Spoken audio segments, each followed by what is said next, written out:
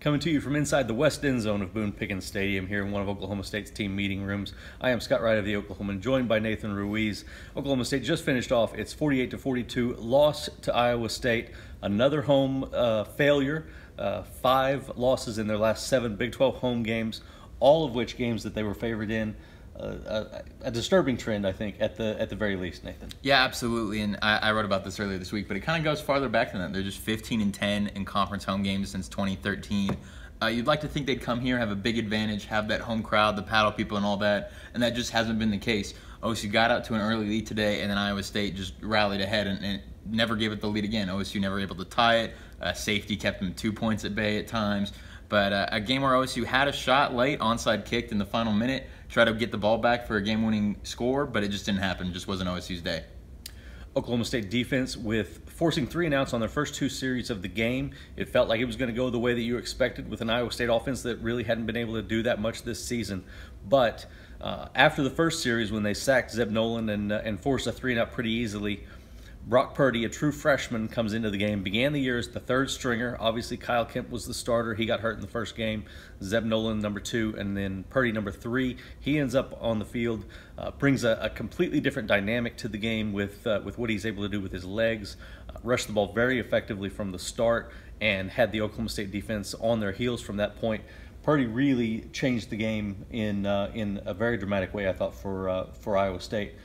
What did some of the defensive guys have to say about that? Yeah, he made some Purdy throws, had some Purdy runs, but he was Purdy a guy. Handoffs. Yeah, he's great. He threw a Purdy interception at one point where Darius Williams made a great catch on that. But he was a guy who I think they weren't exactly prepared for. They weren't prepared for the quarterback run.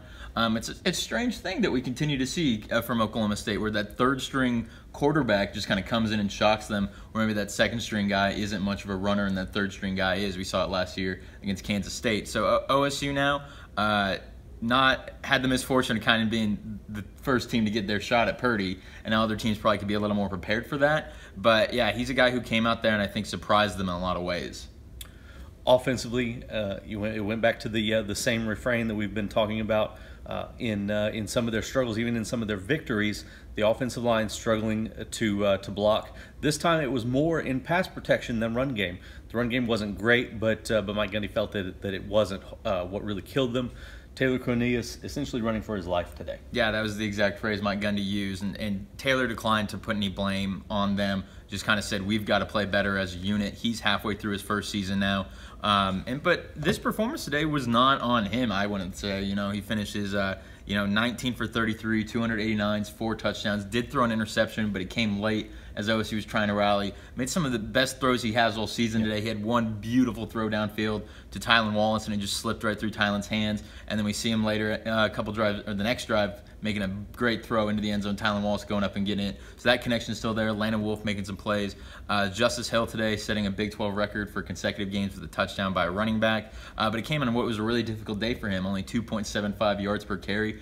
His worst as a starter against a team other than South Alabama. So a lot of things offensively just really didn't go OSU's way. A lot of it does start up front. And Mike Gundy just, frankly, he's a guy who often will credit himself and say, oh, I know what my offense is doing. I don't really need to watch film to be able to evaluate them. But today he passed on really grading Taylor Cornelius' performance simply because so much of it was spent either on his back or on the run. 7 sacks for Iowa State, a program record, correct? Ties a program record. That they tied today. So, Oklahoma State wasn't able to get their pass rush going the way that they had expected. They did get 4 sacks, but it only totaled 16 yards lost for Iowa State, and one of those was a big one early. So a lot of those were minimal in their impact. So a difficult day for the Oklahoma State defense to get in the flow of what it does well. The offense was off balance, it seemed, all day because of the pass rush from Iowa State and making things difficult there.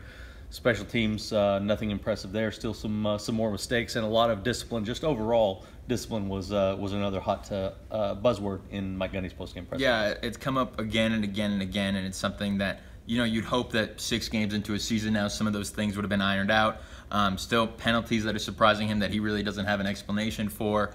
I asked Taylor Cornelius, are you surprised that 6 games into a season that this is still happening? And he was kind of just silent for 5 to 10 seconds before finally just saying, we've got to be better. That's kind of his hot phrase. But it's a weird situation for OSU because that always prides itself on doing the little things right, having that Cowboy culture and always making sure everything is set in stone and well executed, and that just hasn't been the case throughout this season.